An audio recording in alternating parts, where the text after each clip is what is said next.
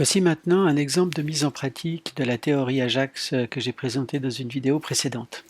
Je pars ici d'un site tout simple qui ne contient pour l'instant aucune fonctionnalité. Ce site est construit sur le modèle MVC.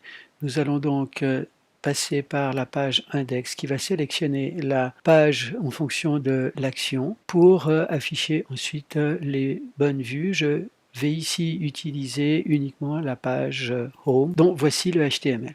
Je vais commencer par rajouter ici, dans mon exemple, une balise H1 et juste derrière une balise span que je vais contrôler au moyen de JavaScript. Donc je vais lui donner un ID, source.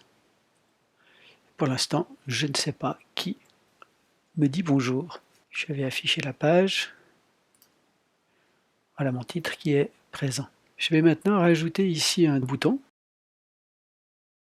Voilà ce bouton tout simple, répondre, que voici maintenant, qui n'a bien sûr aucune action pour l'instant, il s'agit uniquement d'une div. Lorsque je regarde le gabarit utilisé sur ce site, je vois que j'ai des scripts JavaScript qui sont référencés dans le header. Pour cet exemple, je vais travailler dans ce fichier global, qui pour l'instant est vide, mais que je vais tout de suite initialiser avec l'habituel gestionnaire d'événements qui est déclenché lors du chargement du DOM.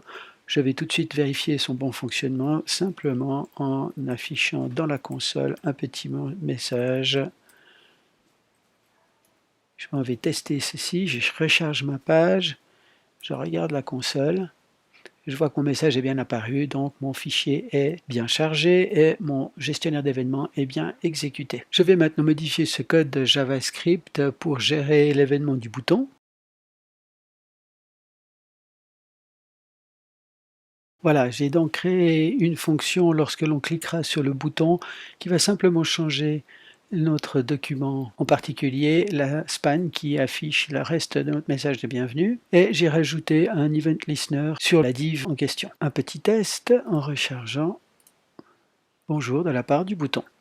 Voilà, maintenant j'aimerais que mon programme JavaScript aille récupérer des informations sur le serveur. C'est là que Ajax va entrer en ligne de compte, et à la place de simplement cette source ici, je vais utiliser la fonction fetch. En anglais, le verbe to fetch signifie aller chercher ou rapporter. Un exemple typique, c'est de jouer avec un chien, on play fetch with a dog, c'est-à-dire qu'on lance un bâton et il le ramène. Donc ici, on va lancer une demande à notre serveur qui va nous rapporter quelque chose.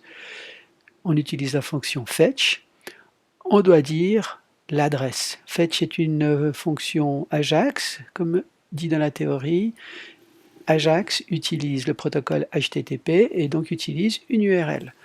On remarque que dans cette URL, je n'ai pas spécifié l'adresse du serveur.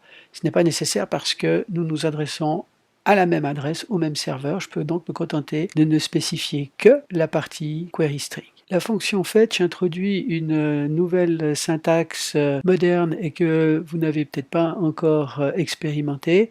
Je ne vais pas m'étendre sur cette syntaxe, je vais me contenter pour l'instant d'expliquer comment utiliser la fonction avec sa syntaxe. J'ai donc le lancement de la fonction suivi d'un point then.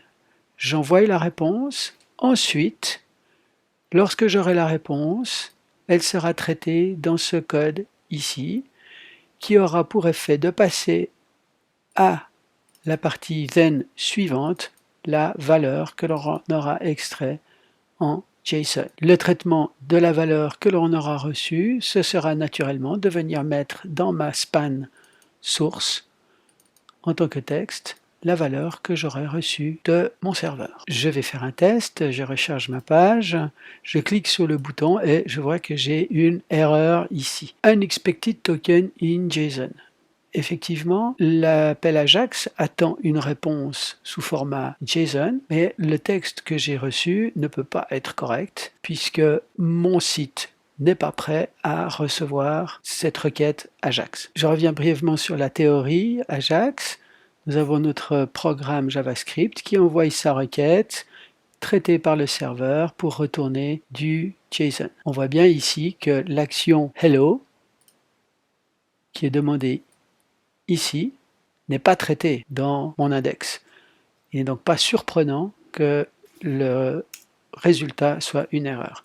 Je vais donc maintenant spécifier, lorsque l'action demandée sera hello, ici il est de bon augure de mettre un petit commentaire, car il n'est pas évident que cette action réponde à un appel AJAX et pas à une demande de nouvelle page. Et ici, contrairement aux autres actions qui peuvent être demandées à mon site, il ne s'agira pas d'afficher une page HTML, il ne s'agira que de retourner du JSON. Pour l'instant, je vais même court-circuiter le contrôleur pour cet exemple et simplement faire un écho de JSON encode. Puisque le retour est attendu sous format JSON, il va falloir que je fournisse du JSON. JSON encode du serveur. Et on s'interrompt là.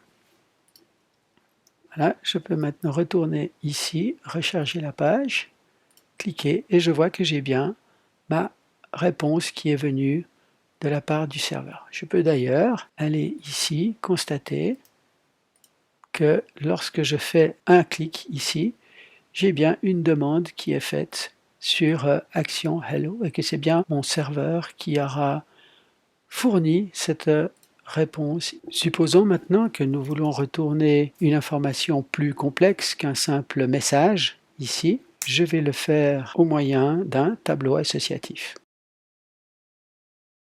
Voilà, j'ai donc créé un tableau associatif pour dire quelle est la source et quel est l'état du serveur qui a répondu.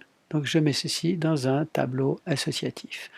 Et directement ici dans la fonction JSON encode, je vais mettre $response.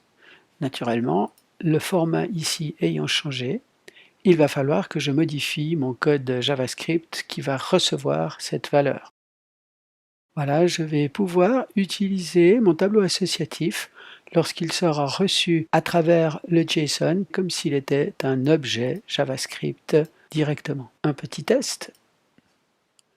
Bonjour de la part du serveur qui est online.